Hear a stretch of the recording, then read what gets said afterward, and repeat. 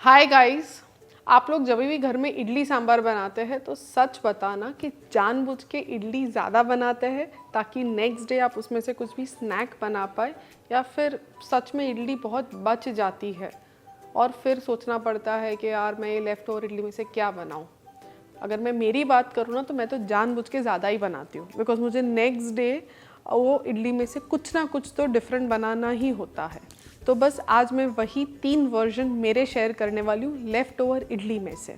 एक हम बनाएंगे बम्बैया स्टाइल इडली, एक मैं इडली मंचूरियन बनाऊंगी जो बेसिकली हम जो मंचूरियन खाते हैं उसी का इडली वाला वर्जन समझ लो, और एक वर्जन है बेसिक मसाला इडली का, but that is my version of masala idli. तो बस शुरू करते हैं।